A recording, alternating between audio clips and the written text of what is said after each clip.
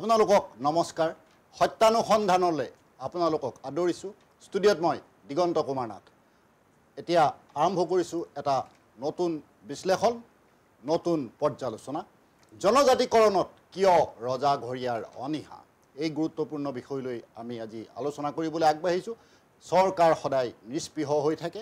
চৰকাৰ সদায় আগ্ৰহীন হৈ থাকে জনজাতিকৰণৰ এই বিষয়লৈ ৰজাঘৰীয়া সদায় উদাসীন এই গুৰুত্বপূৰ্ণ বিষয়ত আজি আমি আলোচনা কৰিম ৰজা ঘৰত জনজাতীয় মানুহো আছে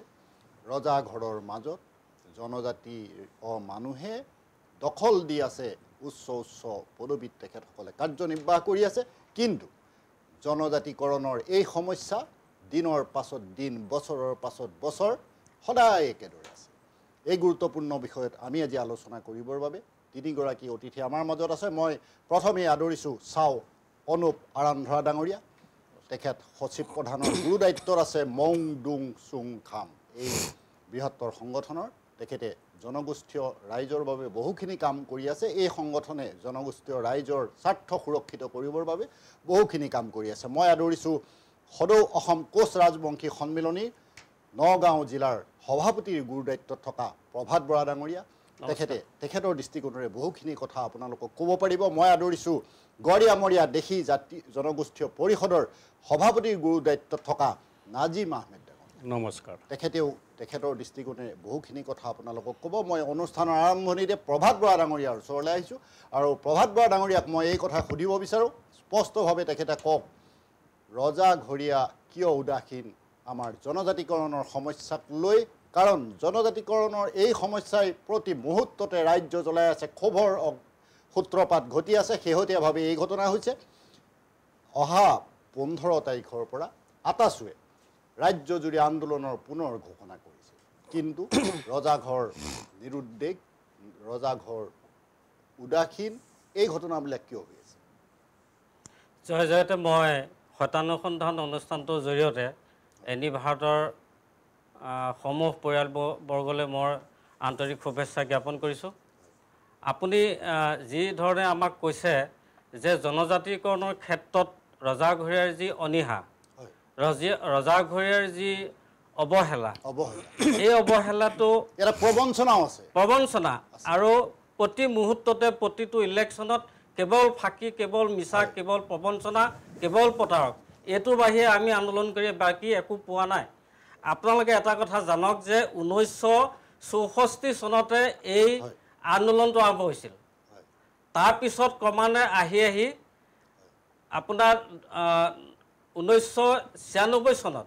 4বাৰ অধ্যাদেশ যোগে আমাক জনজাতি মৰ্যাদা দিলে আৰু লাষ্টত সেই শেষত গৈ পেলাই কি হ'ল সেই আমাৰ যিখন অধ্যাদেশ সেইখন নৱীকৰণ নকৰিলে আৰু সংসদতো ৰাজ্যসভাটো পাছ নকৰিলে বিনিময়ত আমি জনগোষ্ঠীটো পুনৰবাৰ আকৌ বঞ্চিত হ'ব লগা হ'ল তাৰপিছতো আমি ধাৰাবাহিকভাৱে আন্দোলন চলাই আহিছোঁ চলিয়ে আছে 2002 চনত যেতিয়া ৰাষ্ট্ৰপতি আছিল শংকৰদয়াল শৰ্মা আৰু প্ৰধানমন্ত্ৰী আছিলে SD দেৱেগৌড়া হেৰি আছিলে বাজপেয়ী প্ৰয়াত প্ৰধানমন্ত্ৰী বাজপেয়ী ডাঙৰীয়া আছিলে তেখেতৰ কাৰ্যকালত ভাৰতবৰ্ষৰ 143টা জনগোষ্ঠীক জনজাতিকৰণ কৰিব লাগে বুলি তেওঁলোকে তালিকাভুক্ত কৰিলে আৰু 1 নম্বৰৰ পৰা গৈ 142টা জনগোষ্ঠীক তেওঁলোকে জনজাতি মৰ্যাদা সম্পূৰ্ণ কৰিলে 143 নম্বৰ যেতিয়া কোচ ৰাজবংশী পালেগে তেতিয়া সেইখন বিল তেওঁলোকে পেণ্ডিং কৰি থৈ দিলে আজিলৈকে আৰু নহ'ল গতিকে এই প্ৰবঞ্চনা আমি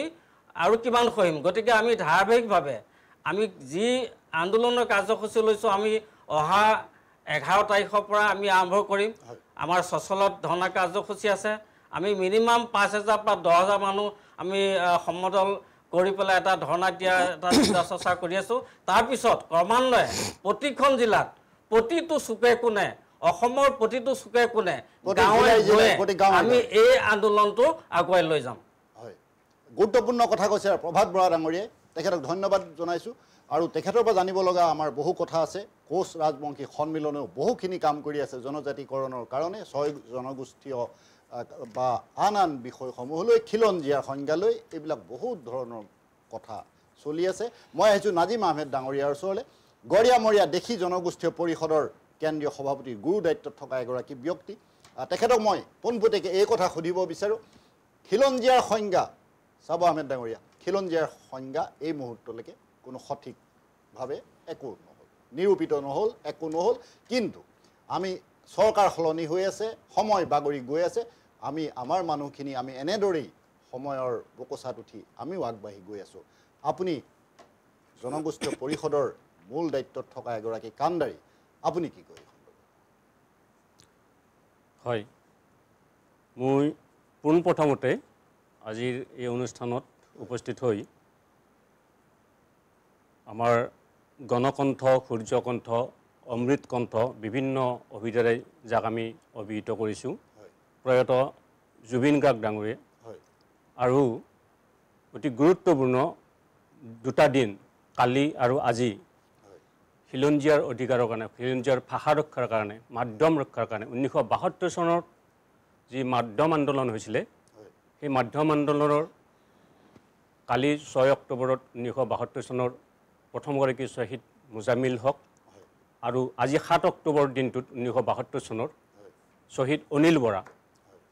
দুয়োগৰাকীয়ে এই মাধ্যম ৰক্ষা আন্দোলনত জড়িত হৈ ভাষা বিদ্বেষীৰ মানে নিৰ্মম অত্যাচাৰত তেওঁলোকে শ্বহীদ বৰণ কৰিছিলে আৰু মই প্ৰাণ হেৰুৱাইছিলে আৰু তিনিওগৰাকী এই মহাপুৰুষ বুলি কৈছোঁ মই তিনিওগৰাকীকে তেওঁলোকলৈ মোৰ আন্তৰিক শ্ৰদ্ধা নিবেদন কৰিছোঁ আজিৰ যি গুৰুত্বপূৰ্ণ প্ৰশ্ন উত্থাপন কৰিছে যে খিলঞ্জীয়াৰ সংজ্ঞা আজিলৈকে নিৰ্ধাৰণ নকৰিলে চৰকাৰে হয় অতি দুৰ্ভাগ্যৰ কথা 2007 চনৰ 13 ছেপ্টেম্বৰতে আন্তৰ্জাতিক জাতিসংঘ ৰাষ্ট্ৰসংঘই খিলঞ্জীয়াৰ বিশ্বৰ বিভিন্ন প্ৰান্তত থকা লোকক কোনসকল খিলঞ্জীয়া হয় সেই এটা সংজ্ঞা নিৰ্ধাৰণ কৰিছিলে আন্তৰ্জাতিকভাৱে সেই স্বীকৃত সংজ্ঞাত বিশ্বৰ 123খন দেশে তাত অংশগ্ৰহণ কৰিছিলে আৰু 23খন দেশে তাত সন্মতিসূচক ভোটদান কৰিছিলে আৰু তাৰ পিছত ৰাষ্ট্ৰসংঘই এটা খিলঞ্জীয়াৰ সংজ্ঞা নিৰূপণ কৰিছিলে আৰু যি 123খন দেশ আছে তাৰে ভিতৰত আমাৰ ভাৰতবৰ্ষ অন্যতম সেই সংজ্ঞামতে ৰাষ্ট্ৰসংঘই নীতি নিৰ্ধাৰণ কৰা সংজ্ঞামতে মাৰ্টিনিছ কবই এই সংজ্ঞাটো নিৰ্ধাৰণ কৰিছিলে তাত কোৱা হৈছিলে বিশ্বৰ যিকোনো প্ৰান্তত উপনিবেশ শাসন ক্ষমতা চলাৰ পূৰ্বলৈকে তাত যিসকল বাসিন্দা যিসকল লোক বসবাস কৰে সেই নিৰ্দিষ্ট ভূখণ্ড তাত সেই নিৰ্দিষ্ট ভূখণ্ডৰ লোকসকলে খিলঞ্জীয়া আৰু আচলতে সেই দিনতে তেতিয়াই 2007 চনৰ 13 ছেপ্টেম্বৰতে ভাৰত ৰাষ্ট্ৰই সেই সংজ্ঞাটোক সন্মতি প্ৰদান কৰিছিলে স্পষ্ট কথা সন্মতি কৰাৰ পাছত আজি বিভিন্ন বছৰ কেইবাটাও বছৰ পাৰ হৈ গুচি গ'ল এই বিষয়টো দেশৰ সৰ্বোচ্চ ন্যায়ালয়ৰ মজিয়াত উঠিল তাৰ পিছতে তেওঁলোকে আওকাণ কৰি থাকিলে আজি পৰ্যন্ত একেই আছে দেশৰ মানে শাসনকৰ্তাসকলে ভাৰত ৰাষ্ট্ৰই আজিলৈকে খিলঞ্জীয়াৰ সংজ্ঞা সেই ৰাষ্ট্ৰসংঘৰ খিলঞ্জীয়া মানে সংজ্ঞাৰ ভিত্তি কৰি নিৰ্ধাৰণ কৰিব লাগিছিল যদিও আমাৰ দুৰ্ভাগ্য তেওঁলোকে এই ক্ষেত্ৰত কোনো ধৰণৰ মনোযোগিতা দিয়া দেখা নাপালোঁ যাৰ ফলত আজি আমাক শেহতীয়াভাৱে অসম চৰকাৰে আমাৰ গড়িয়া মৰিয়া দেশী চৈয়দ জোলা কেইবাটাও জনগোষ্ঠীক খিলঞ্জীয়া হিচাপে স্বীকৃতি বুলি দিছে বা ঘোষণা কৰিছে যদিও আমাক স্বীকৃতিৰ প্ৰয়োজন নাই ৰাষ্ট্ৰসংঘৰ খিলঞ্জীয়া মানে সনদৰ আধাৰতেই আমি এইটা মানে জনগোষ্ঠী খিলঞ্জীয়া হয়েই অসমৰ ভূমিপুত্ৰ হয়েই যা নহওক তেওঁলোকক আমি ধন্যবাদ জনাইও কৈছোঁ তেওঁলোকে আমাক নামতে খিলঞ্জীয়া মানে বুলি স্বীকৃতি দিলে কিন্তু তেওঁলোকে পৰৱৰ্তী সময়ত এই খিলঞ্জীয়াসকলৰ মানে ভাষা সংস্কৃতি ৰাজনৈতিক অধিকাৰ ৰক্ষাৰ বাবে যি সুবিধা যি ব্যৱস্থা হাতত ল'ব লাগিছিলে আমাৰ চকুত পৰা নাই তেওঁলোকে আজিলৈকে তেনেধৰণৰ কোনো ব্যৱস্থা হাতত লোৱা নাই আমি ভাবোঁ চৰকাৰলৈ দাবী জনাইছোঁ অকল নামত মাত্ৰ ঘোষণা কৰাৰ পৰিৱৰ্তে প্ৰকৃতাৰ্থত এই খিলঞ্জীয়া জনগোষ্ঠীসকল আমাৰ লগতে যিমানসমূহ অসমত খিলঞ্জীয়া জাতি জনগোষ্ঠী আছে সেই সকলোকে আমি ভাবোঁ তেওঁলোকক ৰাজনৈতিক অধিকাৰ ভূমিৰ অধিকাৰ প্ৰাকৃতিক সম্পদৰ অধিকাৰ সকলো অধিকাৰ এই খিলঞ্জীয়াৰ হাতত গতাই দিয়াৰ বাবে আমি চৰকাৰক দাবী জনাইছোঁ তেনেধৰণৰ এটা আইন প্ৰণয়ন কৰিবলৈ আমি চৰকাৰক আজিৰ এই মঞ্চৰ পৰা দাবী জনাইছোঁ আহমেদ ডাঙৰীয়াক ধন্যবাদ জনাইছোঁ। তেখেতে সঠিক কথা কৈছে যে চৰকাৰে এই কথাবিলাকত গুৰুত্ব নিদিয়ে বা চৰকাৰে এই কথাবিলাকত অৱহেলা কৰে। এই প্ৰক্ৰিয়াটো চলি আছে অব্যাহত আছে। কিন্তু মই এতিয়া আহিম অনুপ আৰান্ধৰা ডাঙৰীয়াৰ ওচৰলৈ। আমি যদি চাওঁ চৰকাৰত কোন আছে, আমি সেই কথা আমি বিশ্লেষণ কৰি চাব লাগিব। চৰকাৰততো আমাৰ মানুহেই আছে, আমি ভোট দি জয়যুক্ত কৰি পঠোৱা মানুহ আছে। এতিয়া মই অনুপ আৰান্ধৰা ডাঙৰীয়াক এটা সৰু কথালৈ টানিব বিচাৰিছিলোঁ। 2019 চনৰ কথা মই ক'ব বিচাৰিছোঁ। 2019 চনত 6 জনগোষ্ঠীয় জনজাতিকৰণৰ বিধেয়কখন ৰাজ্যসভাত উত্থাপিত হৈছিলে আৰু লক্ষ্য কৰিবলগীয়া কথা আছিলে সংখ্যাগৰিষ্ঠতা লাভ কৰিছিলে এই বিধেয়কত, আৰু বিধেয়কখন কৌশলগতভাৱে পাছ কৰা নহ'ল, গ্ৰহণ কৰা নহ'ল। এনেধৰণৰ ঘটনাবিলাক আছে। আপোনাক মই এই কথাটো কোৱাৰ এটা মূল প্ৰসংগ হৈছে, আপুনি চাব জনজাতীয় মুখ্যমন্ত্ৰী আছিলে আমাৰ এইখন ৰাজ্যত সৰ্বানন্দ সোণোৱাল ডাঙৰীয়া। সেইগৰাকী ব্যক্তি কেন্দ্ৰীয় মন্ত্ৰীৰ বৰ্তমানৰ দায়িত্বত আছে বন্দৰ জাহাজ এই দপ্তৰত। তেনে ব্যক্তিসকল, তেনে মানুহসকল, তেনে জনজাতীয় লোকসকলৰ দ্বাৰাই চৰকাৰ পৰিচালিত হৈছে। কিন্তু আজি এই সমস্যাত আমি মূৰ ঘমাই আছোঁ। আমাৰ জনগোষ্ঠীয় লোকে ক্ষোভৰ জ্বালাত ছাতি ফুটি কৰিব লগা হৈছে, আন্দোলনৰ পথ গ্ৰহণ কৰিব লগা হৈছে। সাংঘাতিক ঘটনা হৈছে। সেইদিনাখন বঙাইগাঁৱত কি ঘটনা হ'ল সেই কথা নতুনকৈ মই ইয়াত উল্লেখ কৰিব বিচৰা নাই। আৰান্ধৰা ডাঙৰীয়াই কি কয়? ঠিকেই কৈছে। এতিয়া কথাটো হ'ল আমাৰ জাতি জনগোষ্ঠীবিলাকক প্ৰতিনিধিত্ব কৰি যিসকল ৰাজনৈতিক নেতা, তেওঁলোকৰ আচলতে ভাৰতীয় যিটো গণতন্ত্ৰ ব্যৱস্থা তাত গ'লে তেওঁলোকে নিজকে পাহৰি যায় নেকি? তেওঁলোক কোনটো মূলৰ? আৰু গতিকে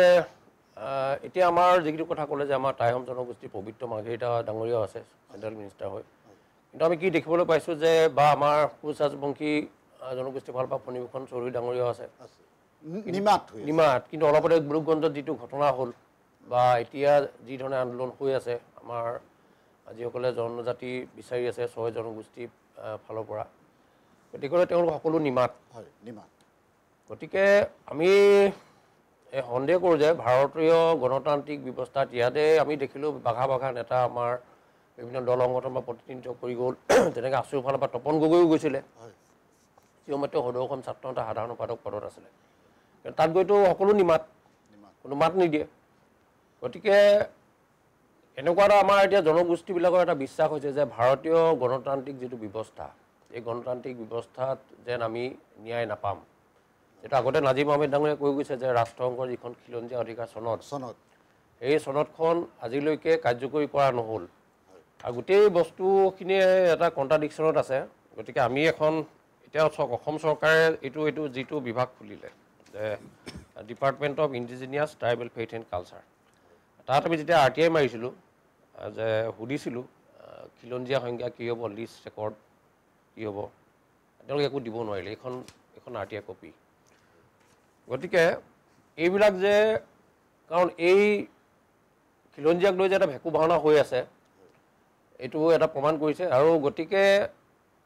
এইটো কথা হ'ল যে ইয়াত আমাৰ ব্ৰিটিছৰ যিটো পলিচি লৈছিলে যে ডিভাইড এণ্ড ৰুল, সেই অনুযায়ী আমাৰ খিলঞ্জীয়াসকলক ভাগ কৰা হৈছিলে যে ST SC কৰি পেলাই। গতিকে কথা হ'ল যে তাৰপিছতো দেখিবলৈ যে বিভিন্ন সময়ত কংগ্ৰেছ চৰকাৰ আহিলে। কংগ্ৰেছ চৰকাৰৰ দিনৰো কিন্তু আমি কি দেখিবলৈ পালোঁ যে এইটো আচলতে ভুলটো গোপীনাথ বৰদলৈ ডাঙৰীয়াই যেতিয়া অসমৰ দায়িত্বভাৰ গ্ৰহণ কৰিছিলে, আমি তেখেতক সৰ্বশ্ৰেষ্ঠ মুখ্যমন্ত্ৰী, তেওঁ কিন্তু এই কথাবিলাক যে আমাৰ ভূমি অধিকাৰ খিলঞ্জীয়াক লাগিব, যে 6 ৰুলত যে গোটেই অসমখন যাব লাগে, এই কথাখিনি কোনো স্পষ্ট নহ'ল। আৰু দেখিবলৈ পোৱা গ'ল যে এতিয়াও আপোনালোকে এটা কথা কওঁ যে জনজাতি গোটেই প্ৰক্ৰিয়াটো গণগুলত আছে। আপোনালোকে চাওক, এতিয়া আমাতকৈ ইয়াত আগত আছিলে আমি যে ইছলাম ধৰ্মটো আহিছিলে আমাতকৈ বহুত আগত 1206 চনত। তাৰ আগতে আমাৰ ইয়াত আছিলে আপোনাৰ যিসকল কোচ ৰাজবংশী আছিলে বা যিসকল নাথ আছিলে, যদি নিয়মতে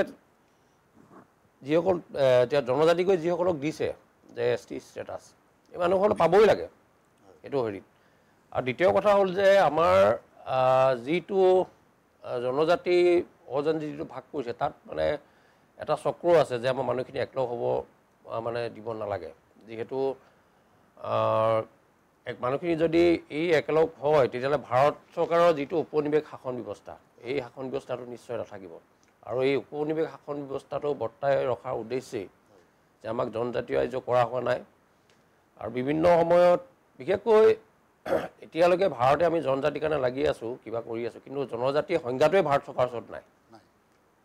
এফালে যে ট্ৰাইবেলৰ সংজ্ঞাটো কি হ'ব এইটো এটা চলি আছে এটা পলিটিকেল হেৰিত চলি আছে যে কোনোবা আপোনাৰ এই বিধানসভাৰ পৰা এটা প্ৰপ'জেল পঠাব ৰাজ্যপালে গৈ মানে ইয়াৰ পৰা গৈ পাৰ্লিয়ামেণ্টত যাব যোৱাৰ পিছত মানে সকলোৱে এমেণ্ডমেণ্ট কৰিব কৰাৰ পিছত ৰাষ্ট্ৰপতিয়ে ঘোষণা কৰিব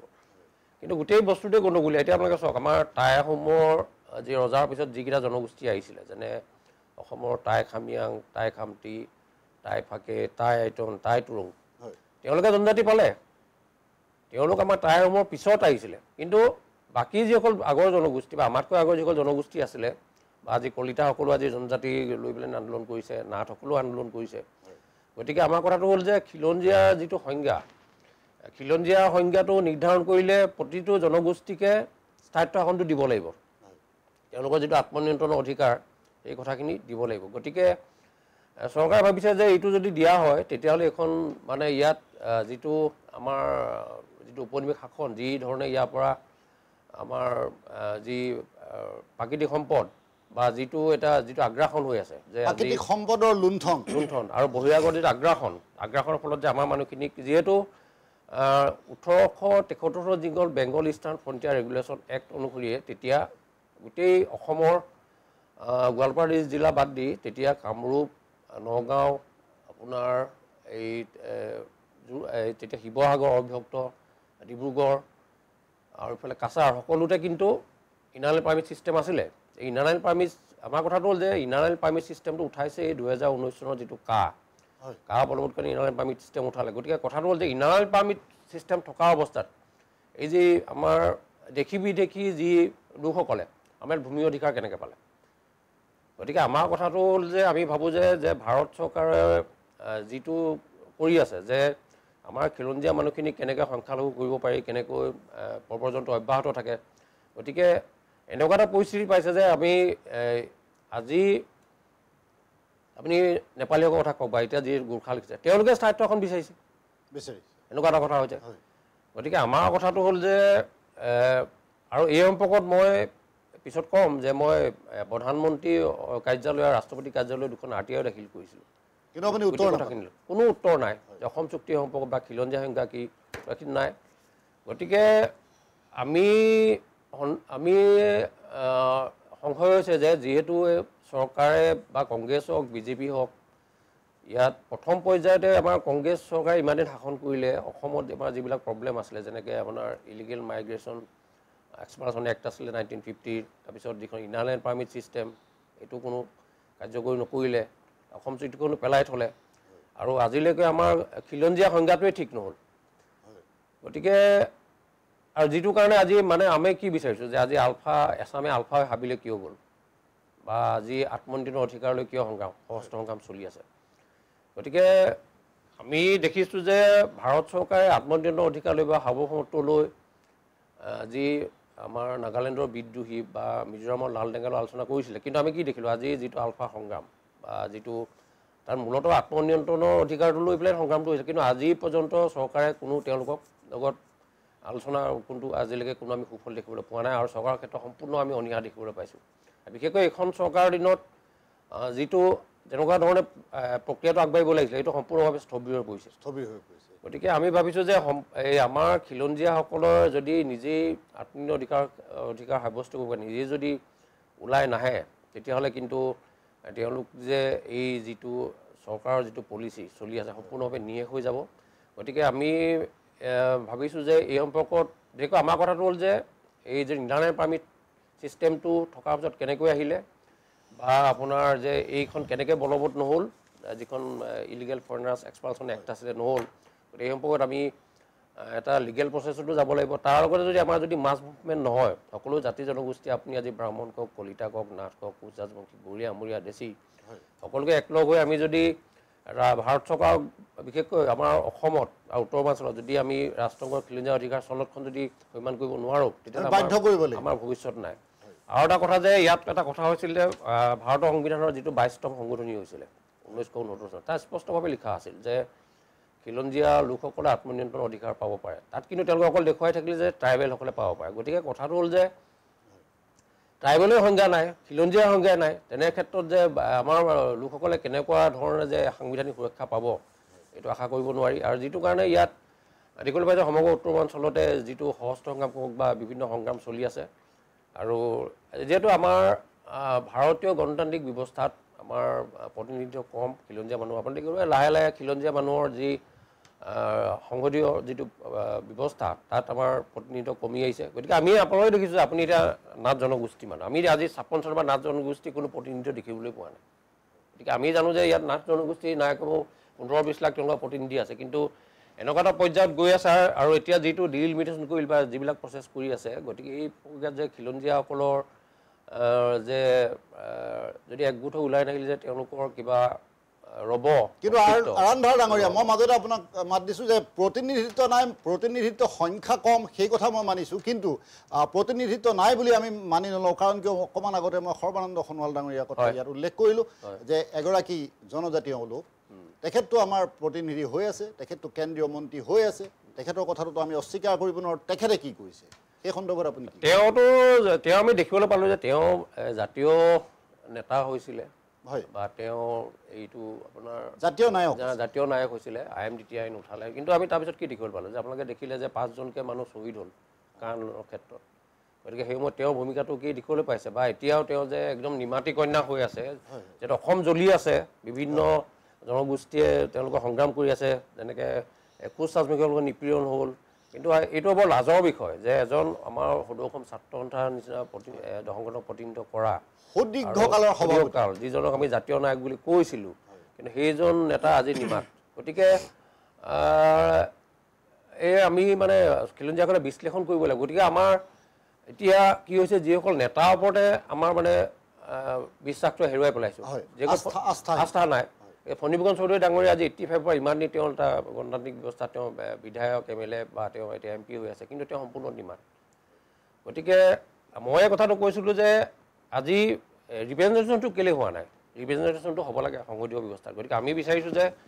যিকেইটা আমাৰ মূল দাবী আছে যে খিলঞ্জীয়া সংজ্ঞাটো ব্ৰিটিছ উপনিৱেশৰ আগত যিসকল লোক আছিল তেওঁলোকক সম্পূৰ্ণ বংশলতিকা আৰু হিষ্ট্ৰী মানে ঐতিহাসিক তথ্যৰ ওপৰত তেওঁলোকক খিলঞ্জীয়া সংজ্ঞাটো দিব লাগিব সাংবিধানিকভাৱে তেতিয়া আমি খিলঞ্জীয়া অধিকাৰটো পাম যে আমাৰ আত্মনিয়ন্ত্ৰণ অধিকাৰ স্থায়িত্ব শাসনৰ অধিকাৰটো পাম দ্বিতীয়টো কথা হ'ল যে আমাক যিটো ইনাৰলাইন পাৰ্মিট ছিষ্টেমটো লাগিব এইটো ক্ষেত্ৰত যে আমি দেখিলোঁ আজি সকলো দল সংগঠন নিমাত হৈ থাকিলে জাতীয়তাবাদী যুৱ ছাত্ৰ পৰিষদে এটা কেছ দি থৈছে কিন্তু এই ক্ষেত্ৰত আছু সম্পূৰ্ণ নিমাত আছুৱে যেনেদৰে প্ৰতিবাদ কৰিব লাগিছিলে কিন্তু নকৰিলে তাৰপিছত আমাক হ'ল যে আপাৰ হাউচটো কেলৈ আপাৰ হাউচটো আমাক লাগিব উচ্চ সদন যিহেতু আমাৰ সকলো জাতি জনগোষ্ঠীৰ ৰিপ্ৰেজেণ্টেশ্যন কৰিব লাগে আপাৰ হাউচটো লাগিব গতিকে আৰু সকলো জাতি জনগোষ্ঠীৰ স্থায়িত্ব শাসন লাগিব গতিকে এইটো বিনা কিন্তু আমাৰ গতি নাই গতিকে আমাৰ মূলতঃ এইকেইটাই দাবী আৰু এই আমি বিভিন্ন জাতি জনগোষ্ঠীৰ লগত আলোচনাও কৰি আছোঁ আৰু সকলো সমস্যা একেটাই যে আমি নিবিচাৰোঁ যে আমাৰ যিটো ভাৰতীয় গণতান্ত্ৰিক ব্যৱস্থাত আমাৰ যিটো সাংবিধানিক অধিকাৰটো শেষ হৈ যাওক আৰু দেখিবলৈ পাইছে যে এতিয়া আমাৰ কেনেকুৱা ধৰণে পুঁজিপতি মানে বেদখল চলিছে যে ভূমি আবণ্টন হৈছে কিবা হৈছে সকলো ক্ষেত্ৰত নিমাত গতিকে এখন চৰকাৰে কয় জাতি মেটি ভেটি কয় খিলঞ্জীয়া চৰকাৰৰ কথা কয় কিন্তু যিখন চৰকাৰে আজি আপোনাৰ এতিয়া প্ৰায় 10 বছৰ হ'ব হ'ল তেওঁলোকে খিলঞ্জীয়া সংজ্ঞা দিবই নোৱাৰিলে গতিকে আমি আৰু কি আশা কৰিম গতিকে আমি মাৰমাতি ওলাই আহিব লাগিব তাৰ পিনে কিন্তু আমাৰ গতি নাই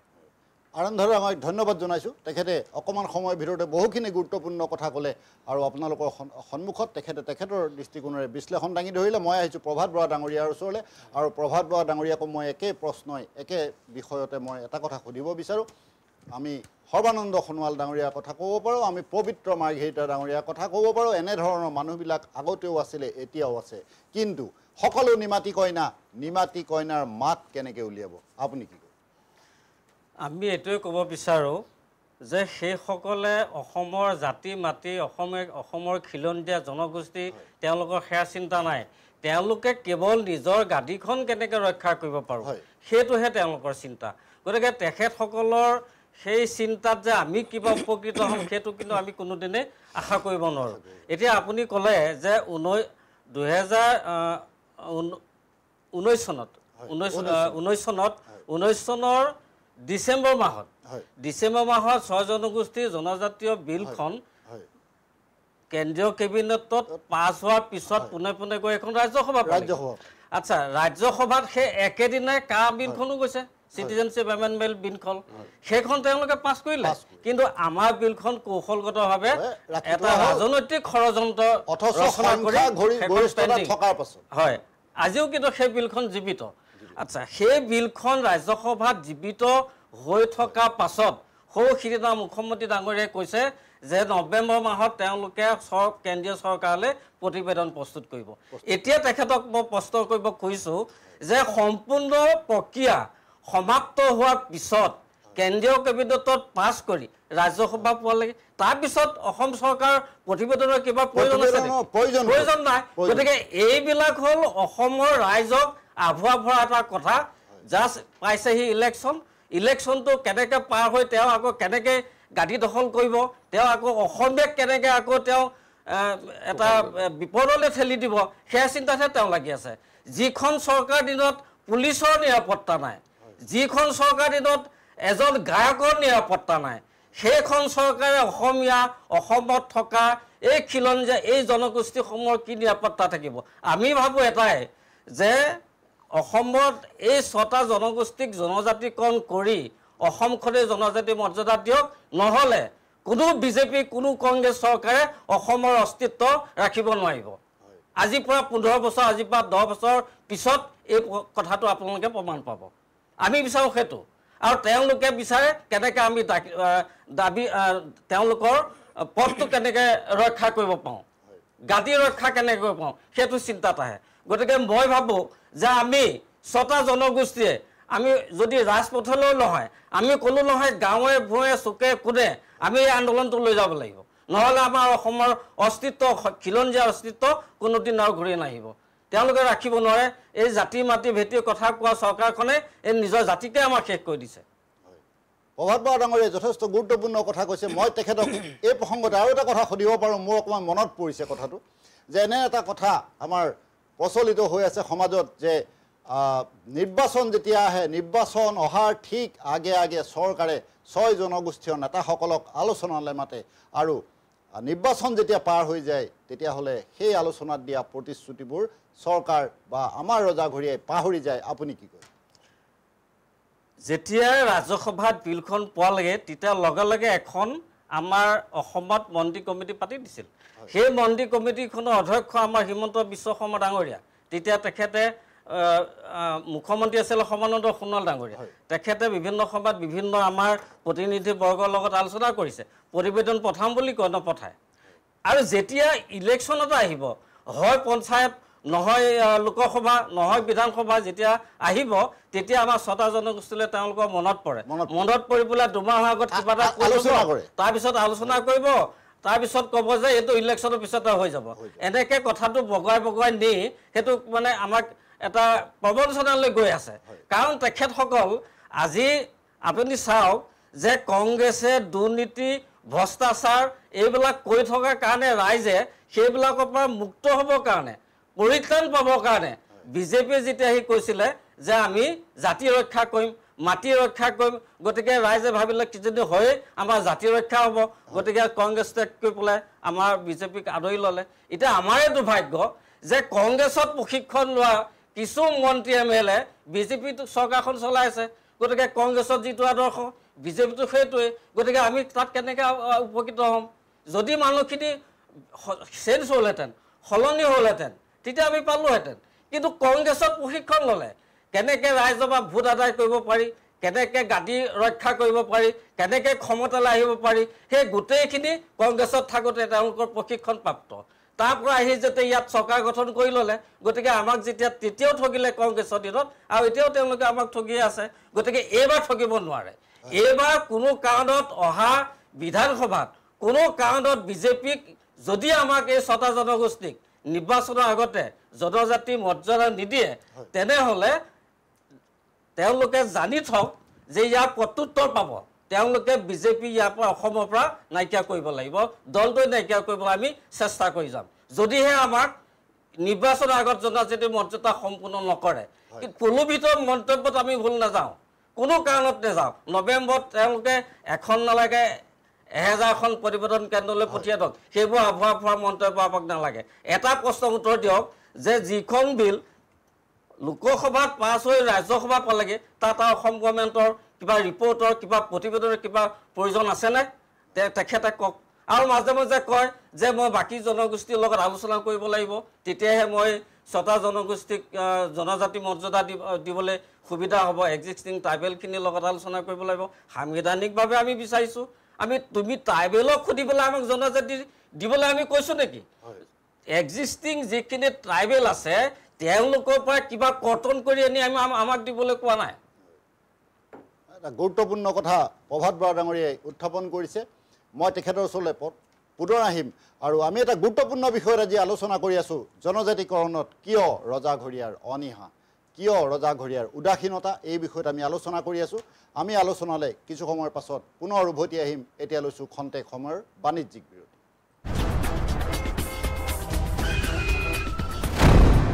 এক্সিডেণ্টৰ পৰা বাচিলা হয় কিন্তু এই ধোঁৱা ধূলি সোপাৰ পৰা কেনেকৈ বাচিবা হে এইবোৰে কলিজা হাওঁফাওঁ চব খাব বুজিছা হাৰ্ট এটেক হৈ মৰিব লাগিব মোৰ চকুকেইটাও পুৰিছে বুজিছেনে মুঠৰ ওপৰত মৰণ ফান উশাহৰ বায়ুকণো বিষাক্ত হ'ল বুলি নক'ব আমাৰ কিছুমান কাম কাজেহে বায়ু বিষাক্ত কৰিলে প্ৰদূষিত বায়ুৰ ফলত হৃদযন্ত্ৰ হাওঁফাওঁ মস্তিষ্ক যকৃত বৃক্ক আদি ৰোগত আক্ৰান্ত হোৱাৰ লগতে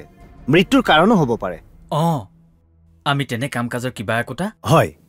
প্ৰদূষণ ৰোধী ব্যৱস্থা ল'ব লাগিব আহক আমি বায়ু প্ৰদূষণ ৰোধ কৰোঁ অসম প্ৰদূষণ নিয়ন্ত্ৰণ পৰিষদৰ দ্বাৰা প্ৰচাৰিত स्कैमर्स की विकेट टपकाने की कोशिशें जारी क्या होगी समाप्त बल्लेबाजों की पारी हेलो मैडम बिजली विभाग से बोल रहा हूँ इस लिंक पे पैसे भरे वरना बिजली कट जाएगी बिजली कट जाएगी टेंशन का माहौल बल्लेबाज जाल में फंसते हुए काट दो वैसे भी आज कैंडल लाइट डिनर का प्लान है कैंडल लाइट आंटी भर दो ना प्लीज मुंह तोड़ जवाब कमाल की साझेदारी ने कर दिया स्कैमिंग टीम को परास्त बी अलर्ट बी स्कैम से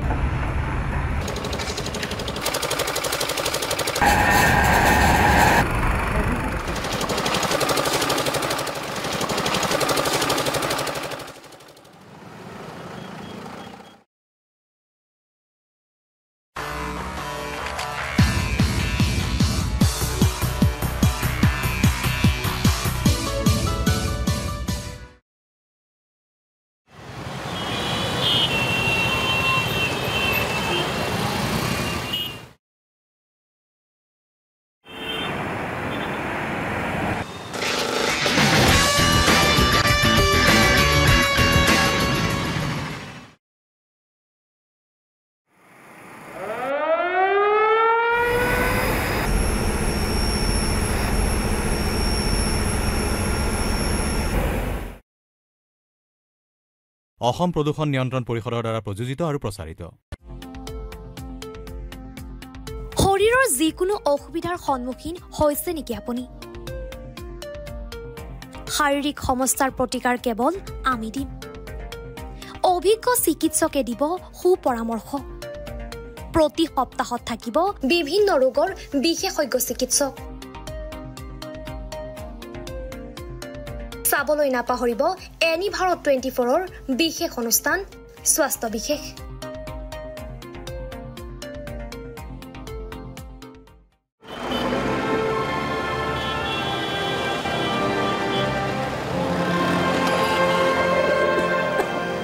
গোটেইখন ধোঁৱা হ'ল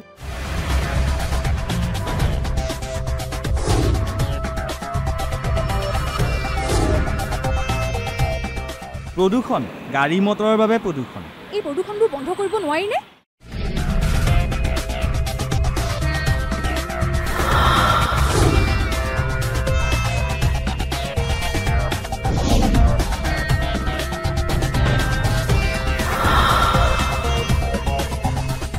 বহু পৰিমাণে কমাব পৰা যায় এই প্ৰদূষণে কম ক্ষতি কৰিছেনে বাৰু সেই কথা আমি নিজে নুবুজিলে কোনে বুজাব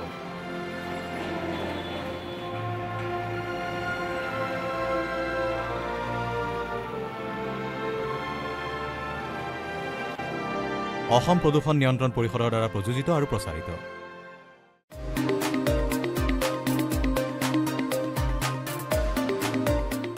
আপোনাৰ ঘৰখন আৰু অফিচটো চালে চকুৰ আগুৰি সজাওক আজি আহক সকলো ধৰণৰ অত্যাধুনিক ফাৰ্নিচাৰৰ বাবে সিটি ফাৰ্নিচাৰ 6 মাইল গুৱাহাটী আমাৰ ঠিকনা 6 মাইল পাঞ্জাবাৰী ৰোড পুৰবিটাৰীৰ সন্মুখত গুৱাহাটী আমাৰ যোগাযোগ নম্বৰ 9435013969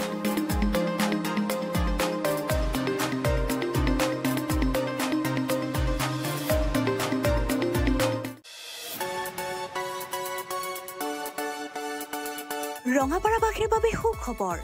আপুনি যদি দুচকীয়া বাহন ক্ৰয় কৰিব বিচাৰিছে তেন্তে এতিয়াৰ পৰা আৰু চিন্তাৰ কোনো প্ৰয়োজন নাই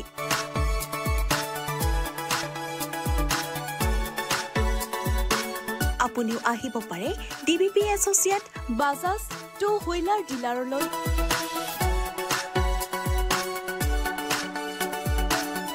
আমাৰ ঠিকনা হৈছে ৱাৰ্ড নং ৮ ঠাকুৰবাৰী ৰোড ডাকঘৰ ৰঙাপাৰা জিলা শোণিতপুৰ অসম আমাৰ যোগাযোগ নম্বৰ হৈছে 9435707133 আৰু 9707967285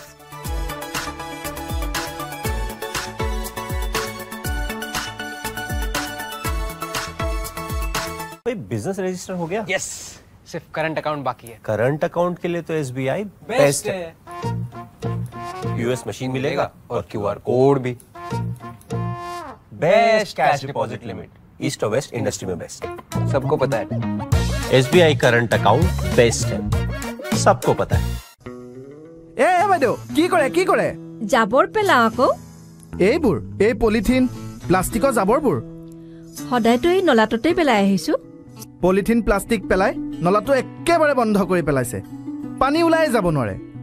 নহয়নে বাইদেউ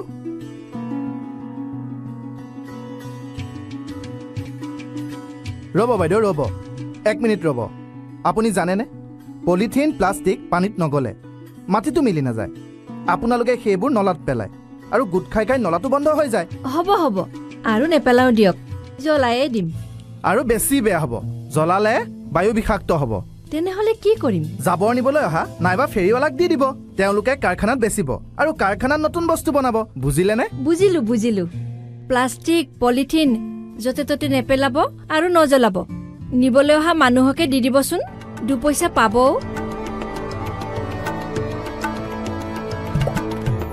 পৰা আপোনাৰ প্ৰিয় চেনেল এনি ভাৰত 24 উপলব্ধ GTPL চেনেল নম্বৰ 272 আৰু জিঅ' টিভি চেনেল নম্বৰ 5003 লগতে উপলব্ধ Tata play Amazon Fire TV Sony TV Google টিভিকে আদি কৰি মুঠ 17টা OTT প্লেটফৰ্মত চাই থাকিব এনি ভাৰত 24 ভিৰৰ মাজতো ব্যতিক্ৰম পাছত আমি পুনৰ আলোচনালৈ উলটি আহিছোঁ আমি আলোচনা কৰি আছোঁ জনজাতিকৰণত কিয় ৰজা ঘৰিয়াৰ অনিহা এই গুৰুত্বপূৰ্ণ বিষয়ত মই আহিছোঁ নাজিম আহমেদ ডাঙৰীয়াৰ ওচৰলৈ আৰু আহমেদ ডাঙৰীয়াক মই স্পষ্টভাৱে এটা কথা সুধিব বিচাৰিছোঁ এনেধৰণৰ নিমাতী কইনা মন্ত্ৰী বিধায়ক সকলোতে আছে দুগৰাকীকৈ কেন্দ্ৰীয় মন্ত্ৰী আছে আমাৰ তাৰ পাছতো আমি অৱহেলিত হৈ আছোঁ আপুনি কি কয় আমাৰ খিলঞ্জীয়াৰ অস্তিত্ব খিলঞ্জীয়াৰ সংকট এইসমূহ আঁতৰোৱাৰ ক্ষেত্ৰত এই কেন্দ্ৰীয় মন্ত্ৰীসকলে কি কৰিছে বা আমি তেখেতসকলক কেনেধৰণে বাধ্য কৰোৱা উচিত নিমাতী কইনাৰ মাত আমি কেনেকৈ উলিয়াম আপুনি কি কয় অতি দুৰ্ভাগ্যৰ কথা অকল যে কেন্দ্ৰীয় চৰকাৰত অসমৰ প্ৰতিনিধিত্ব কৰি দুগৰাকী আমাৰ খিলঞ্জীয়া লোকে তাত মন্ত্ৰিত্ব পদ পাবলৈ সক্ষম হৈছে তেওঁলোকে এটা গুৰুত্বপূৰ্ণ ভূমিকা পালন কৰা নাই তেনেকুৱা নহয় কথাটো আচলতে অকল তেওঁলোকেই দোষী নহয় এই খিলঞ্জীয়াৰ অধিকাৰৰ সংগ্ৰামখন যেতিয়া দেশৰ সৰ্বোচ্চ ন্যায়ালয়ত উঠিছিলে মানে বিদেশী নাগৰিক চিনাক্তকৰণৰ ভিত্তিবৰ্ষ যি ভাৰতৰ অন্যান্য ৰাজ্যত যে সংবিধান প্ৰদত্ত 1951 এটা মানে কাট অফ ইয়াৰ সেই কিন্তু অসম চুক্তিৰ জৰিয়তে 20 বছৰ পিছুৱাই আহি সেই 1951 পৰিৱৰ্তে ভাৰত চৰকাৰে ষড়যন্ত্ৰ কৰি সেই সময়ৰ অসম আন্দোলনৰ নেতৃত্বক আবুৱা ভাৰী সদৌ অসম ছাত্ৰ সন্থা আৰু সদৌ অসম গণসংগ্ৰাম পৰিষদৰ নেতাক প্ৰলোভিত কৰি তেওঁলোকে এই নাগৰিকত্বৰ ভিত্তিবৰ্ষটো 1951 পৰিৱৰ্তে অসাংবিধানিকভাৱে অসমত 1971 জাপি দি এখন অসম চুক্তি বুলি চুক্তিত স্বাক্ষৰ কৰালে সেইটোৱে আমাৰ খুব পৰিতাপৰ কথা আৰু দুৰ্ভাগ্যৰ কথা আৰু যাৰ ফলত কি হৈছে 1951 পৰা 1971 সুদীৰ্ঘ 20টা বছৰত মানে ব্ৰিটিছে এৰি থৈ যোৱা ব্ৰিটিছে যেতিয়া 1826 চনৰ 24 ফেব্ৰুৱাৰীত ইয়াণ্ডাবু সন্ধিৰ জৰিয়তে অসমত মানে উপনিৱেশ শাসনৰ আৰম্ভণি কৰিছিলে সেই তাৰ পূৰ্বে ব্ৰিটিছে যি ৰাজত্ব কৰিছিল ইয়াতে মানে তেতিয়া কি হৈছিলে ব্ৰিটিছে অসমত মানে স্থাপন কৰা চাহ বাগান অন্যান্য বেপাৰ বাণিজ্য অফিচ কাছাৰী চলাবৰ কাৰণে তেওঁলোকে ভাৰতৰ বিভিন্ন প্ৰান্তৰ পৰা অৰ্থাৎ অন্যান্য ৰাজ্যৰ পৰা তেতিয়া কিন্তু ভাৰতৰ অন্য প্ৰান্ত অসমৰ কাৰণে বিদেশী আছিলে কাৰণ তেতিয়ালৈকে অসমখন স্বতন্ত্ৰ আছিলে সেই তেওঁলোকে এৰি থৈ যোৱা অন্য প্ৰান্তৰ পৰা অহা মানে ভাৰতীয় অখিলঞ্জীয়া লোকে 1951 পৰা 1971 লৈকে এই সুদীৰ্ঘ 20 বছৰত তেওঁলোকে ভাৰতীয় নাগৰিকত্ব পাবলৈ সক্ষম হ'ল যাৰ ফলত এটা সুদূৰ প্ৰসাৰী প্ৰভাৱ পৰিল ভাৰতীয় মানে অসমৰ ৰাজনীতিৰ ক্ষেত্ৰত অসমৰ ৰাজনীতিৰ যদি আমি খিলঞ্জীয়াৰ হাতত নাথাকে তেনেহ'লে আমি প্ৰতিটো ক্ষেত্ৰতে খিলঞ্জীয়াৰ যে অধিকাৰৰ কথা কৈ আছোঁ খিলঞ্জীয়াৰ যে আমি ৰাজনৈতিক অধিকাৰ ভূমিৰ অধিকাৰ প্ৰাকৃতিক সম্পদৰ অধিকাৰ তাৰ পৰা বঞ্চিত হোৱাটো আমি নিশ্চিত আৰু সেইকাৰণেই মানে ভাৰতৰ অন্যান্য প্ৰান্তত ভাৰতৰ সংবিধান প্ৰদত্ত 1951 বিদেশী নাগৰিকৰ ভিত্তিবৰ্ষৰ মানে অসমতো প্ৰযোজ্য হ'ব লাগে বুলি এটা মানে অসমৰ সন্মিলিত মহাসংঘ অসমে 104টা জনগোষ্ঠীৰ সমৰ্থনত উচ্চতম ন্যায়ালয়ত গোচৰ তৰিছিলে কিন্তু তাৰ বিপৰীতে অসমৰ বিভিন্ন জাতীয় দল সংগঠন চৰকাৰটো আছেই তেওঁলোকে এই 1951 পৰিতে 1971 লাগে বুলি অৰ্থাৎ এই 20 বছৰৰ মানে অখিলঞ্জীয়া মানে ভাৰতীয় লোকক অসমৰ নাগৰিকত্ব দিয়াৰ কাৰণে আমাৰ এই যি আইনী যুঁজখন তাৰ বিপৰীত স্থিতিত গৈ তেওঁলোকে শপতনামা প্ৰদান কৰিছিল অৰ্থাৎ আমি যে সৰ্বনন্দ সোণোৱাল আৰু পবিত্ৰ মাৰ্ঘেৰিটাৰ কথা কৈছোঁ তেওঁলোকেই যে খিলঞ্জীয়াৰ হৈ কাম কৰা নাই এনেকুৱা নহয় আমাৰ মাজতে বিভিন্ন জাতীয় দল সংগঠন আছে মানে এনেকুৱা পৰ্যায় পাই গৈছিল যে বাঘে চাগে একেটা ঘাটতে তেওঁলোকে আজি আমচু ছাত্ৰ সন্থা অসম সাহিত্য সভা অসম গণ পৰিষদ কংগ্ৰেছ UDF সকলোৱে একগোট হৈ বাঘে চাগে একেলগে একেটা ঘাটতে পানী খাই পেলাই এই মানে যিটো গোচৰ আছিল 1951 সমৰ্থন মানে বিদেশী নাগৰিকৰ ভিত্তিবৰ্ষ মানে চিনাক্তৰ ভিত্তিবৰ্ষ তাৰ মানে বিপৰীতে তেওঁলোকে শপতনামা প্ৰদান কৰিছিলে গতিকে এইটোৱে হৈছাই আমাৰ মাজত কিমান বদন এতিয়াও মানে চলাফুৰা কৰি আছে মই তেওঁলোকক বদন বুলিয়ে কৈছোঁ যে আমি কেইজনমান মাত্ৰ মুষ্টিমেয় কোনোবা মন্ত্ৰী আছে তেওঁলোকে সদস্য দেখোন এনেকুৱা নহয় আমি তেওঁলোকক বাধ্য কৰাব পাৰিব লগা গোটেই ভাৰতত প্ৰযোজ্য এখন আইন সংবিধান প্ৰদত্ত এখন আইন অসমতো প্ৰযোজ্য হোৱাৰ কাৰণে যি মানে আমাৰ আগ্ৰহ লাগিছিলে সেই আগ্ৰহটো আমি পুনৰ আমাৰ অসমৰ যিমান জাতি জনগোষ্ঠী আছে পুনৰ একত্ৰিত হৈ একত্ৰিত ৰূপত সেই যুঁজখন যদি আমি চলাই নিব পাৰোঁ তেতিয়াহে আমি অসমলৈ আমাৰ যে অসমৰ যে খিলঞ্জীয়া আমি বাসিন্দাসকল আছোঁ তেওঁলোকৰ ৰাজনৈতিক অধিকাৰ প্ৰাকৃতিক সম্পদৰ অধিকাৰ ভূমিৰ অধিকাৰ আমি সকলো কাঢ়ি আনিবলৈ সক্ষম হ'ম আমি ভাবি আচৰিত হওঁ অসম এনেকুৱা এখন বিশ্বৰ ভিতৰত এনেকুৱা এখন ঠাই এনেকুৱা এখন ৰাজ্য যি আটাইতকৈ বেছি পেট্ৰলিয়ামজাত সামগ্ৰী মানে ৰাজ্য হিচাপত পৃথিৱীত মানে ৰাজ্য হিচাপত দেশ হিচাপত 25% অসমে উৎপাদন কৰে পেট্ৰলিয়ামজাত খনিজ পদাৰ্থ তাৰপিছত অসমে একমাত্ৰ দেশ যে দেশৰ ভিতৰত 50% চাহ উৎপাদন কৰে আৰু বিশ্বৰ ভিতৰত সেইটো 24% নেকি গতিকে অসমে এনেকুৱা এখন দেশ যি মানে পৃথিৱীৰ মানে খুব কম ঠাইত ৰবৰ উৎপাদন হয় মানে তাৰ ভিতৰত অসম অন্যতম ৰাজ্য য'ত অসমে ৰবৰ উৎপাদন কৰে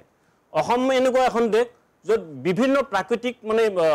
সম্পদৰে ভৰপূৰ বিভিন্ন নৈ নদী জান জুৰি চৰাই চিৰিকটি জৈৱ বৈচিত্ৰ্যৰে ভৰপূৰ এখন অসম ৰাজ্য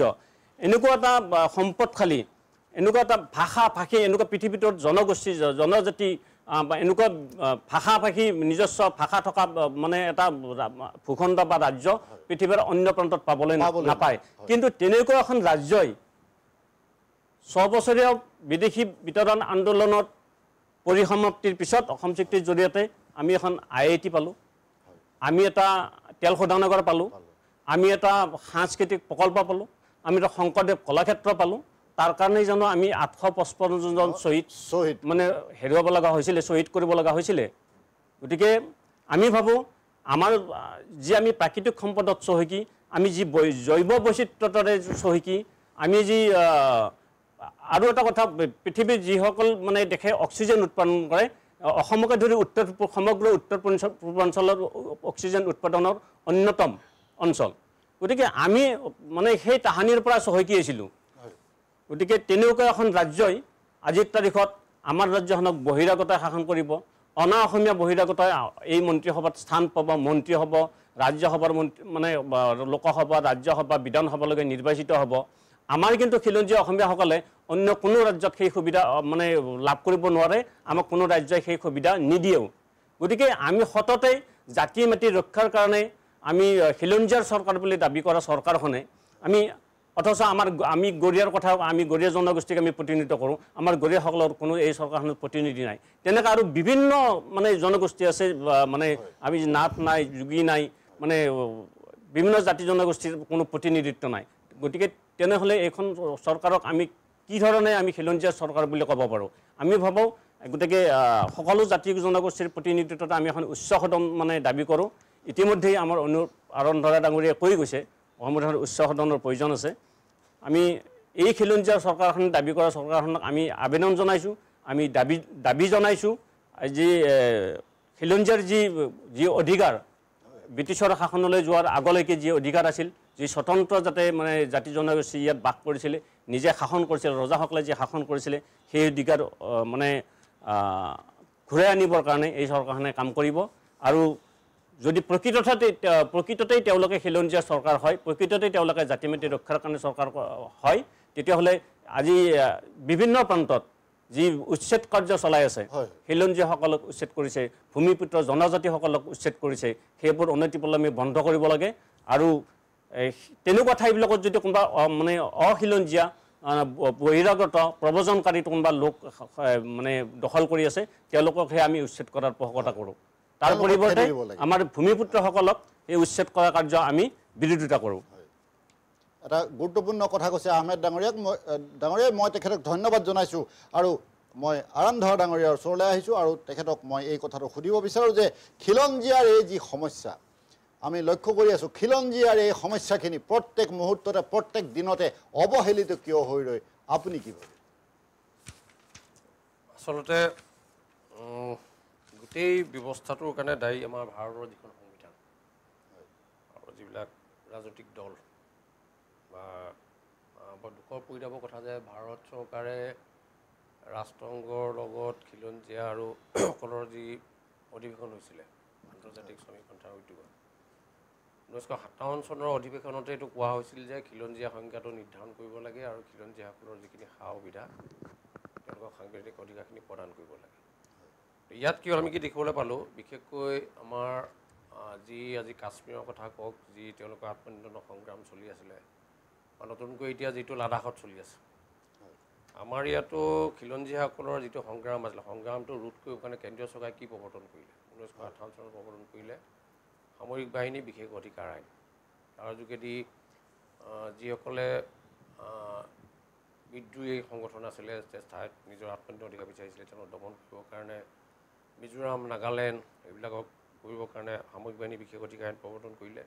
এতিয়াও ভাৰত চৰকাৰে কৈছে যে সামৰিক বাহিনী বিশেষ অধিকাৰ আইন মানে নৰ্থ ইষ্টক উঠাই দিয়া হ'ব, কিন্তু আমি দেখিছোঁ যে উজনি অসমৰ যি 3খন জিলা, যি চৰাইদেউ, তিনিচুকীয়া আৰু শিৱসাগৰ, এতিয়াও তাত সামৰিক বাহিনী বিশেষ অধিকাৰ আইন চলি আছে, বলবৎ হৈ আছে। আৰু যিটোৰ ফলত জানে যে এখন ফলত মানে কি ধৰণে মানৱ অধিকাৰটো ভংগ হৈ আছে। আৰু দ্বিতীয়তে কথা হ'ল যে প্ৰথম কথাটো হ'ল যে স্বাধীনোত্তৰ কালত যিখন প্ৰথম চেঞ্চাছ হৈছিলে 1951 চনত, তাতে স্পষ্টভাৱে লিখা আছে যে খিলঞ্জীয়া সংখ্যাটো তেতিয়াই নিৰ্ধাৰণ হৈছিলে, কাৰণ তাত লিখিছে যিজনে লোকপিয়ল কৰা মানুহজনে প্ৰশ্ন এখন তেওঁৰ শ্লিপ আছিলে, শ্লিপত এই কথাটো সুধিছিলে। ইয়াত কৈছে যে এইটো মই ৰিপৰ্টটো দেখুৱাইছোঁ, এইটো ৰিপৰ্ট হ'ল international discussions on indigenous peoples and India, TC James, এইটো ৰিপৰ্ট হয়। ইয়াত সুধিছিলে যে In the first post-independence census of 1951, the term recipital group was used and also for the state of Assam. A question to be asked to people by the enumerator was, are you indigenous people of Assam? In this case, the term indigenous was specific to the state of Assam and not in general for India. At that time, the entire northeast was part of Assam state, and there were a large number of tribes who dominated different parts of the states and subsequently formed the basis of the reconstitution of the northeastern states. গতিকে এইবিলাক বিষয় আমি দেখিবলৈ পাইছোঁ যে খিলঞ্জীয়া কৈ থাকে। আগতেও কৈছোঁ যে যিহেতু অসম চৰকাৰে এটা ডিপাৰ্টমেণ্টো খুলি দেখুৱাইছে, কিন্তু খিলঞ্জীয়া সংজ্ঞাটো যিটো সাংবিধানিক সংজ্ঞা নোহোৱাকৈ অসম চৰকাৰে ডিপাৰ্টমেণ্টটো কেনেকৈ খুলিলে এইটো এটা ডাঙৰ এটা আইনসম্পৰ্কীয় ডাঙৰ প্ৰশ্ন। গতিকে সেইটো কথা হ'ল। আৰু আমি ভাবোঁ যে যেতিয়ালৈকে খিলঞ্জীয়াৰ সংজ্ঞাটো এতিয়া আমাৰ প্ৰত্যেক জাতিৰ কিন্তু এটাই হৈছে যে আমাৰ যি অস্তিত্ব বা সাংবিধানিক অধিকাৰ। এতিয়া মই একেটা কথা কৈছোঁ, অসম চৰকাৰে কৈ দিলে যে গৰীয়া মৰীয়া দেশী আৰু চৈয়দসকল খিলঞ্জীয়া, কিন্তু আপুনি চাৰ্চ কৰি চাওক এখন RTI বাৰু অসম চৰকাৰ তেওঁলোক সাংবিধানিকভাৱে খিলঞ্জীয়া হয়নে নহয়। যদি খিলঞ্জীয়া হয় তেওঁলোক স্বীকৃতি দিছে, তেওঁলোকেতো স্থায়িত্ব এখন পাব লাগে বাকী যি জনগোষ্ঠীয়ে পাই আছে, আজি যিসকল জনজাতি পাই আছে। মানে ভাৰতৰ সংবিধানত কৈছে যে খিলঞ্জীয়া মানে আদিবাসী আৰু মানে ট্ৰাইবছ, কিন্তু যিখন সংবিধানত ট্ৰাইবছৰে কোনো ডেফিনেশ্যন নাই।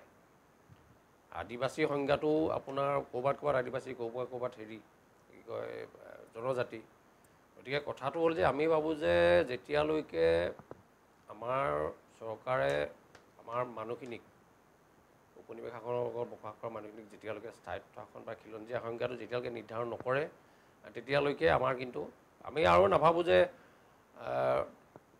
নিজৰ আত্মনিৰ্ভৰ অধিকাৰটো নাথাকিলে মানে মানুহৰ স্থায়িত্ব শাসন নহ'লে মানে আমি তেওঁলোকে কোনো সাংবিধানিক অধিকাৰ নাপায়। আমাৰ কথাটো হ'ল যে সকলো জাতি জনগোষ্ঠীয়ে নিজৰ স্থায়িত্ব শাসনৰ অধিকাৰটো পাব লাগে, খিলঞ্জীয়াটো লাগে। আৰু যিবিলাক যেনে আমি আগত ক'লোঁ যে ইনাৰলেণ্ড পাৰ্মিট যিখিনি এই ব্যৱস্থাটো হ'ব লাগিব, তেতিয়া খিলঞ্জীয়াটো পাব। তাৰোপৰি মই আমাৰ কেইটামান প্ৰশ্ন সুধি আমাৰ যি প্ৰধানমন্ত্ৰী কাৰ্যালয় আৰু ৰাষ্ট্ৰপতি কাৰ্যালয়লৈ মই এখন RTI মাৰিছিলোঁ। তাত প্ৰশ্নকেইটা সোধা হৈছিলে। এক নম্বৰ ৰাষ্ট্ৰপতি যিখন পঠাইছিলোঁ তাত মই সুধিছিলোঁ যে what is the definition and cut of date for the indigenous peoples of north east India under the Indian constitution. 2 নম্বৰ মই সুধিছিলোঁ the Assam accord a memorandum of settlement MOS signed between the government of India and the Assam movement leaders in 1985. But I want to know from your office whether the accord has constitutional validity.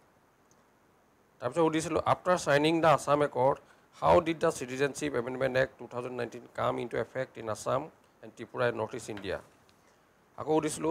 What is the United Nations Declarations on the Rights of Indigenous People UNDRIP 2007 being implemented in Assam and Northeast India? According to Bengal Eastern Frontier Regulation Act 1873, the undivided Assam was covered by inland permit system. The privilege under BEFR 1873 was withdrawn from Assam and given to the Manipur on last 11 December 2019. Is there any constitutional provision to reimpose the ILP system according to BEFR 1873 Assam? The Mizoram Assembly has passed resolution in their assembly in last 2015-2019 for the implementation of UNDRIP 2007 in their state and sent the resolution to the central government. What is the latest position from the central government on the basis of the resolution sent by the Mizoram Assembly? Why government of India still not ratified the resolution of International Labour Organization ILO Convention 169 in 1989? গতিকে তেওঁলোকে কোনো সুদুত্তৰ দিব নোৱাৰিলে। তাৰপিছত আৰু এটা মানে অনুকূল আছে, ইণ্ডিয়া গভৰ্ণমেণ্টে ইয়াত কৈছে যে এখন আমাৰ RTI মাৰ্টে কৈছে যে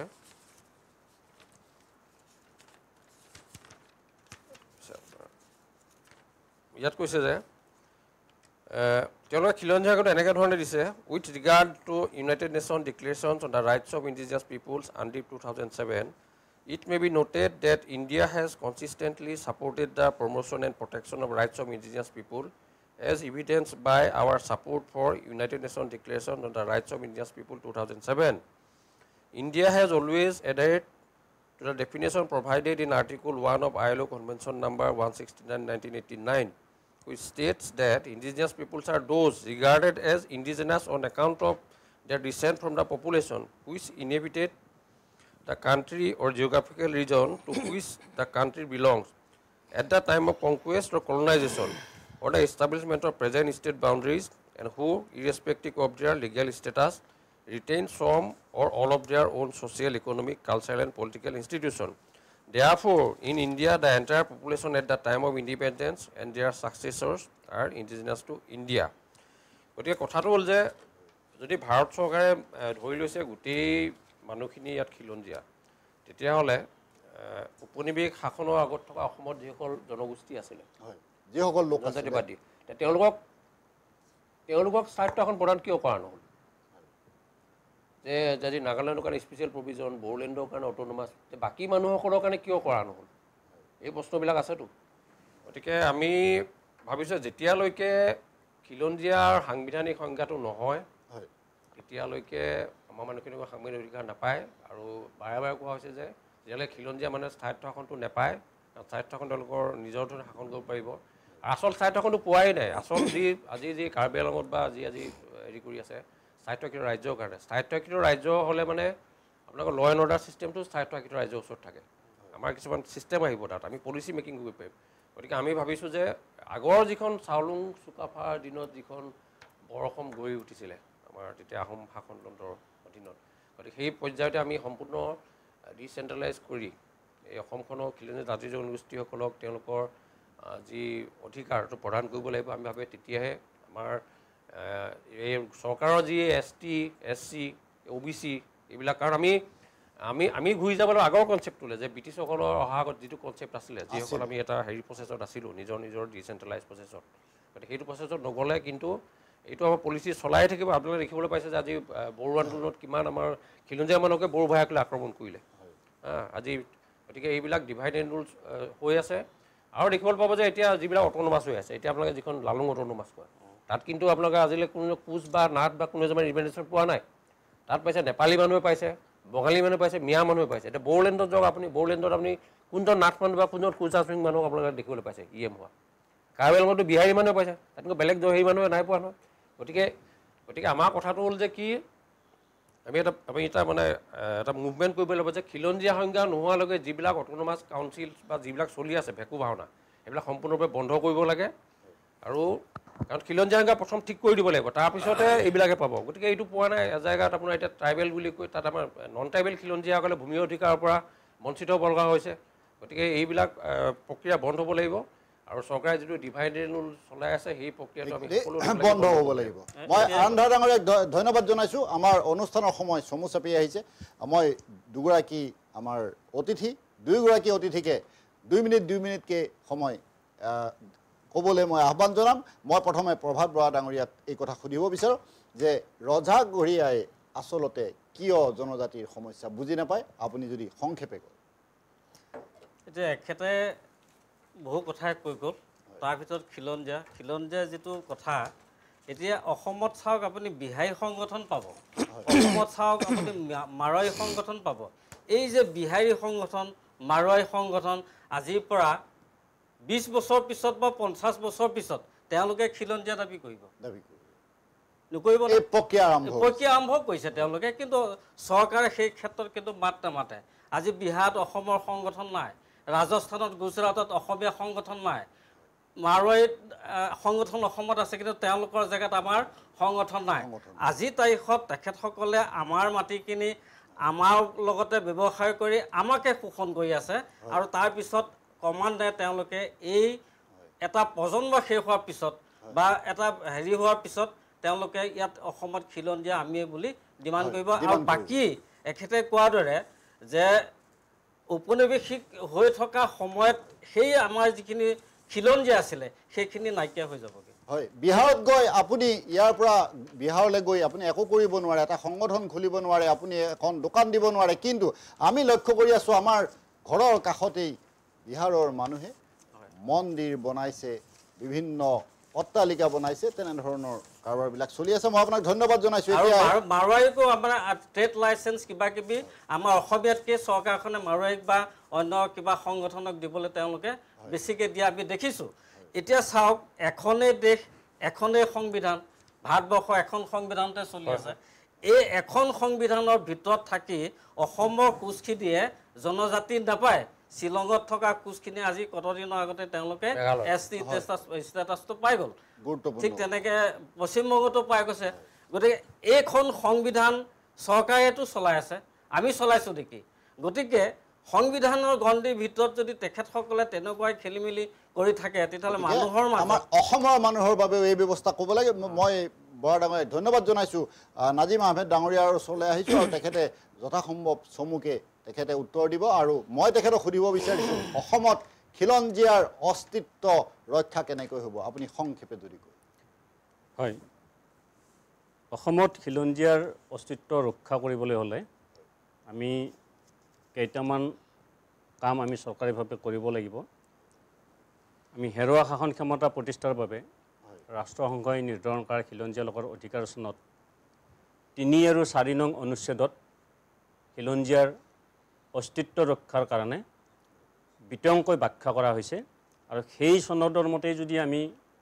আগবাঢ়ো চৰকাৰে যদি পদক্ষেপ গ্ৰহণ কৰে তেনেহ'লে আমাৰ খিলঞ্জীয়াৰ অস্তিত্ব ৰক্ষা কৰিবলৈ আমি সক্ষম হ'ম তাৰ লগতে আমি ভাবোঁ অসমৰ বিধানসভাৰ সমষ্টিসমূহ খিলঞ্জীয়াৰ কাৰণে সংৰক্ষণ কৰিব লাগিব তাৰপিছত অসমৰ সকলো খিলঞ্জীয়া জনগোষ্ঠীৰ প্ৰতিনিধিৰে এখন শক্তিশালী উচ্চ সদন গঠন কৰিব লাগিব আন্তঃৰাষ্ট্ৰীয় নীতি অনুসৰি খিলঞ্জীয়াৰ ভিত্তিবছৰ 1826